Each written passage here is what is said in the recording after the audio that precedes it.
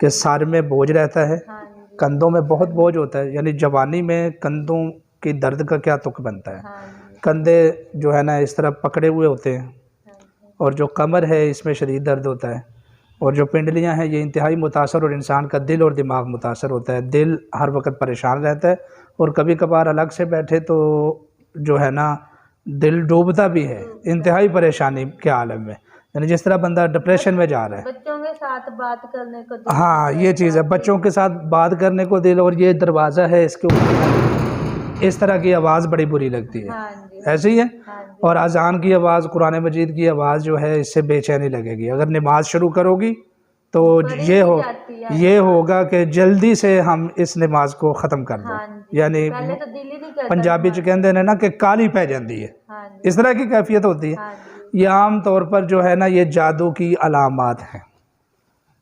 अच्छा, आपके सर में दर्द है, कंधों पे बोझ है, हाँ जी, ऐसे ही है, हाँ जी, और कमर में दर्द है, हाँ जी, और पिंडली पिंडलियों में वज़न है, दर्द है, हाँ ये जी, हिस्से टूटने वाले हो जाते हाँ हैं। जी, हाँ जी, चिड़चिड़ापन है, हाँ जी, कभी अलग से बैठती हो तो दिल डूबने को आता है, हाँ जी, दिल ऐसे। परेशान, जिस तरह कोई हाँ, परेशानी है जिस तरह हर बहुत वक्त। परेशानी है, यानी अकेला बैठकर दिल करता है कि सोचती जाऊँ, सोचती जाऊँ, सोचती हाँ जाऊँ, जी, इस तरह के सारे मैदे के मसाइल। अंदर दर्द है, ये मैदे सारी। के भी मसाइल हैं, हाँ, यानी मैदे में दर्द भी होता है, खाना वगैरह सही हजम नहीं होता, तजाबियत वगैरह, हाँ, इस तरह के सारे मामला। जैसे कोई मैदा खींच ऐसे लगता अंदर है से जैसे कोई खाली। मैदा हाँ जी, खींच रहा। खाली है कोई चीज ना, खाली होके पीछे कमर में दर्द नहीं करती है। हाँ, तो ये जितने भी निशानियाँ आपने बताई हैं ना, जबकि मैंने आपको चेक भी कर लिया, आपकी तशख़ीस भी कर ली है, हाँ जी, तो जो लोग हमारी वीडियो देख रहे हैं उनको हम बता रहे हैं कि ये जितनी भी निशानियाँ हैं ये आमतौर पर जादू की निशानियाँ हैं। हाँ जी, दिल परेशान रहता है ऐसे, जैसे यानी कुछ हो फिर से जाएगा। नोट फरमा लें इन निशानियों को,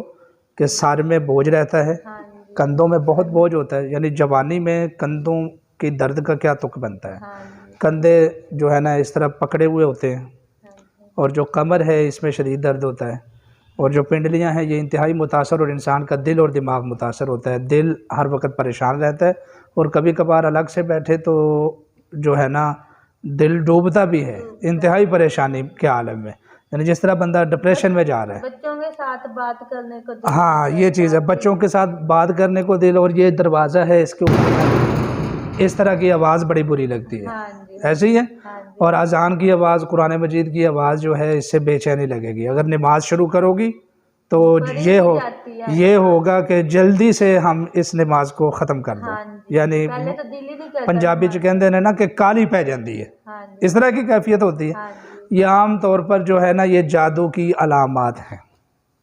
अगर इस तरह की अलामतें हैं तो जादू वगैरह, यानी कोई ना कोई रूहानी मसला होगा, या ये नज़र बद की वजह से होगा, या ये जादू की वजह से होगा, या ये असेब और जन्नात की वजह से होगा, या फिर ये कभी कभार रुजत की वजह से भी होता है। यानी ये कोई ना कोई रूहानी मसला होगा तो ये मसला बनेगा, इस बात को नोट फरमा लें।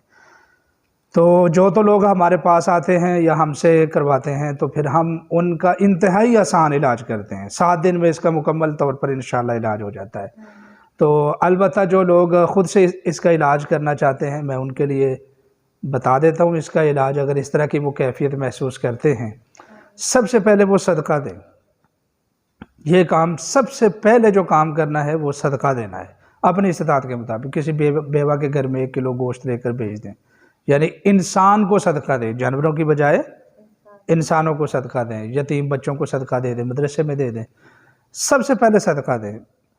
और फिर उसके बाद जो है ना जी बावुज़ू रहने की कोशिश करें। और तीसरे नंबर पर हर नमाज के बाद आयतुल कुर्सी लाजमी पढ़ें। और चौथे नंबर पर मुआवज़तैन के साथ इसका तोड़ करें। अगर आपको अल्लाह ताला ने ताकत दी हुई है तो 100 मरतबा आखिरी 2 सूरतें पढ़ें। पहले 7 मरतबा दरूद पाक पढ़ लें, फिर उसके बाद कुल औज़ु बिरब्बिल फ़लक 100 मरतबा पढ़ें, फिर उसके बाद कुल औज़ु बिरब्बिन नास 100 मरतबा पढ़ें, फिर उसके बाद 7 मरतबा दरूद पाक पढ़ें। और ये इशा के बाद आप वजीफ़ा करें। मर्द हज़रात इसको जो है ना 41 दिन तक जारी रखें, और औरतें इसको 21 दिन करें तो काफ़ी है इंशाअल्लाहुल अज़ीज़। बात समझ रहे कि नहीं समझ रहे? और इसी तरीके से जो है ना जी आप या मुमीतु या सलामु, ये अपने दिल के ऊपर हाथ रखें, और हर नमाज के बाद ये इस तरह अपने दिल के ऊपर हाथ रखें, और हर नमाज के बाद फोकस करें, तवज्जो करें अल्लाह ताला के ऊपर कवी तवक्ल और यकीन करके, या मुमीतु या सलामु, ये अल्लाह ताला के दोनों नाम है, जिसका मतलब होगा कि अल्लाह मेरी बीमारी को मौत दे दे और मुझे सलामती अता फरमा, मेरे दिल को इस कैफियत से बाहर निकाल दे। हर नमाज के बाद 21 मरतबा ये भी पढ़े। ठीक है जी। आपके लिए तो बेहद आसानी है, मेरे पास आप लोग तशरीफ़ ले आए हैं, तो इंशाअल्लाहुल अज़ीज़ अभी मैं अमल आपको कर देता हूँ। अल्लाह की मेहरबानी से 7 दिन में इसका मुकम्मल तौर पर इलाज हो जाएगा, जबकि आपको बहुत ज़्यादा मसला है। इंशाअल्लाहुल अज़ीज़ 7 दिन के बाद आप लोगों ने आकर मुझे यही बताना है कि अल्हम्दुलिल्लाह कोई तकलीफ़ नहीं रही।